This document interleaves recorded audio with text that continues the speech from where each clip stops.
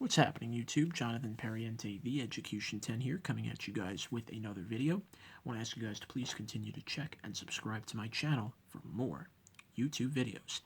Today we're going to be opening up a brand new Yu-Gi-Oh! Ghosts from the Past booster box. Got a lot of new support in this set. Just came out today, by the way. Cards like the Shadal's getting a couple of new cards, some support for Necros, some brand new support for Dragoonities, new archetype, the Sun Avalons are getting introduced, so definitely some cool new stuff, and we have some old cards, some needed reprints that we've not seen yet in the game for a long time. Some ghost rarities will be in here as well. It's a rare thing to get a ghost rare, so this should be a very interesting box to pull. So without further ado, let's crack this baby open. Let's see what we pull in here today.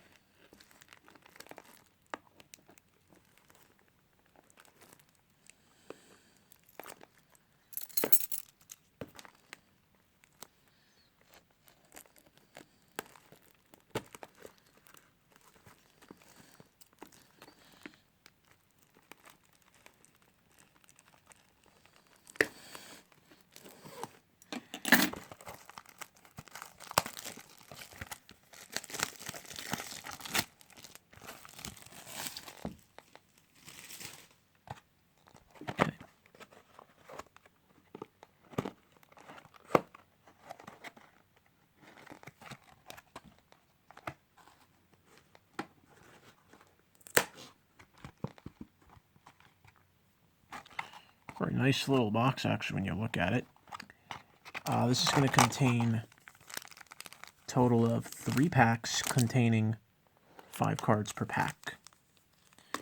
And you see on the covers of the pack the Ghost Rares, 3 of the cards that you're going to see. The Firewall Dragon, that's very big, it's getting a reprint, and it's going to have the errata now for the new ban list.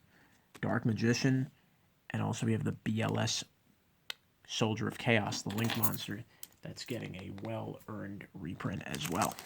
And it will be a ghost rare too. So let's open up the BLS one first. Let's see what Fate has in store. And nice, we pulled Metal Foes Combination. Metal Foes recently got new support. So I think it was fitting they gave this card a ultra rare bump. It was a super rare for a long time. This is a key ingredient for the Metal Foes deck, if anybody plays it anymore. Won't be shocked if it makes a little comeback. We have nice Ojama Country. This never got a reprint that I remember. It was a rare for like forever. Nobody's really playing Ojama, but hey, it's a nice touch to give it an ultra rare bump, I guess. Some of these reprints in here kind of don't make sense, but I don't mind. Madolche Fresh Sistar. This is actually a nice reprint. Madolches have made a comeback in the game, and people are playing them in the current meta.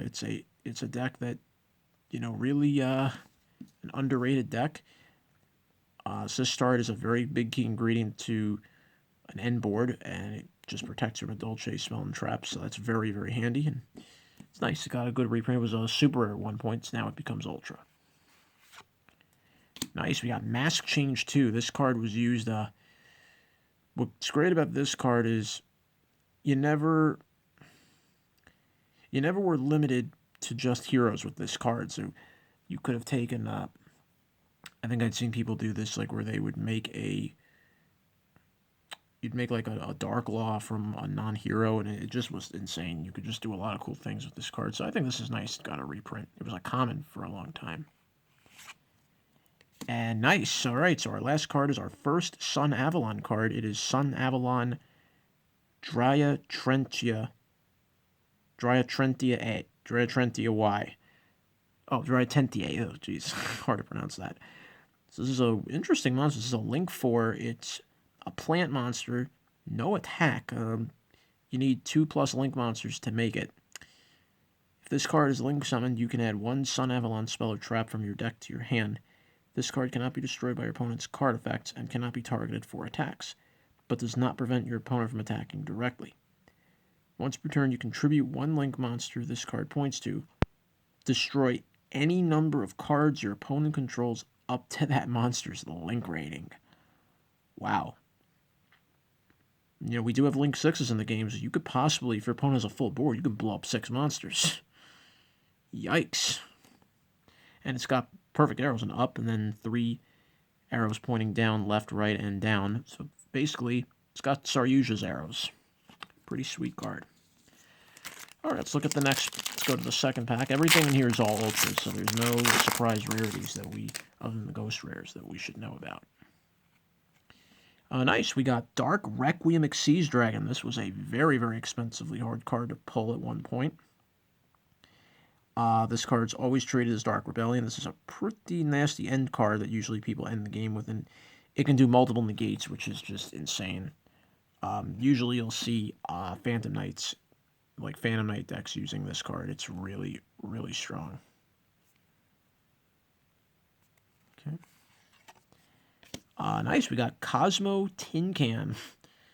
Well, this card was an ultra to begin with, but it never got a reprint. I mean, Cosmo is kind of a deck nobody plays anymore, but, listen, this card it was a very expensive card. This is a key ingredient for Cosmo, and to see it finally get a reprint, I think, is a pretty nice deal. But, probably for fun, players will probably play Cosmo just for the fun of it, but it's not going to do very much at this point. Nice, Time Thief Hack. This is a good reprint. This card was a common. Time Thief for getting a couple of new cards of support soon, and Time Thieves can quietly do some things. They can be a very sneaky deck. You can kind of tech them with other cards, and okay, I think it's good. Time Thief Hack will get a little reprint, and this can kind of work with just any Xyz monster deck, which is pretty nasty. It's actually pretty strong. And nice, we got the Hieratic Sun Dragon Overlord of Heliopolis. This was a secret rare. This card used to be a nice card to pop cards with by tributing from your hand or field, not just from monsters, not just from the field. You could do it from both, and doesn't target, which is pretty nasty. You just needed level 8 monsters, so that's pretty nice. And cool, all right, we got one of our new support for Shaddolls. It's Hell Shaddall Hollow.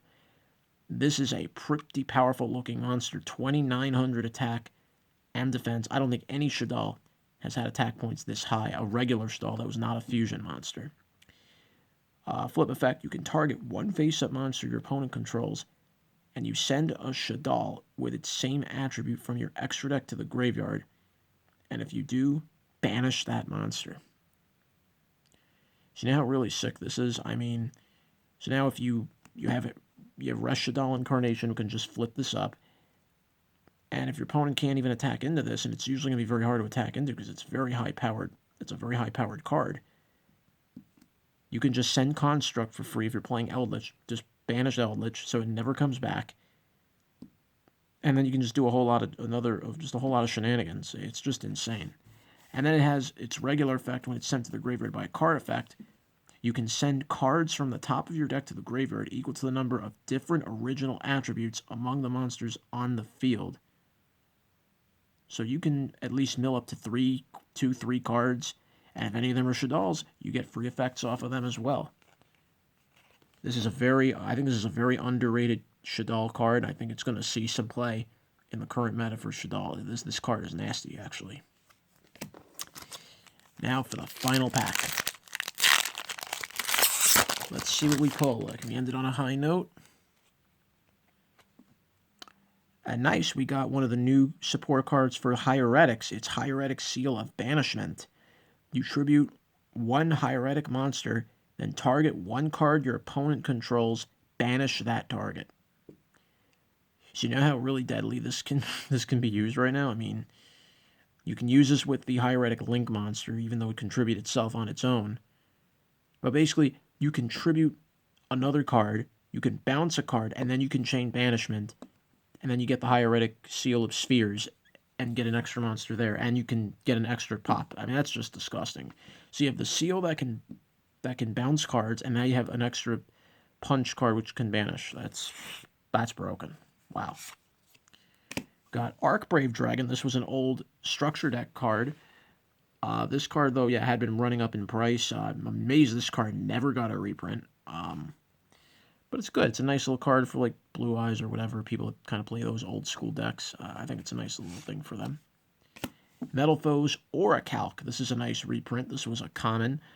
This is really one of the stronger fusion monsters for the Metal Foe deck. And the fact that this thing can do double piercing damage on opponents to an opponent is really broken, and you get to pop a card if this thing's sent from the field to the grave, period. I mean, that's just nasty, even if you fuse it off. Next card. Nice, we got Phantom Knight's Fogblade. Good reprint, and it's had a few already. But again, just for people that... This is a key card in Phantom Knights, and for people now to afford this for a cheaper price, it's actually really, really good. And last but not least, we have Laval Archer.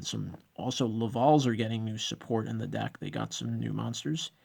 So Laval Archer, if this card is normal summoned during your main phase this turn, you can normal summon a Laval in addition to your normal summoner set. You can only gain this effect once per turn. If this card's in your graveyard, you target a fire monster you control, destroy it, and if you do, special summon this card in defense position, but banish it when it leaves the field. Also, you cannot special summon monsters for the rest of this turn, except fire monsters. You can only use this effect of Laval Archer once per turn. Pretty interesting card. Is it going to see a lot of play? I don't think so. I mean, Lavals are not really doing anything in this meta, but you never know. Somebody could find a way to tech it. It can do some cool little things. So, guys, that's my opening. Thank you guys for watching. I'll see you again next time.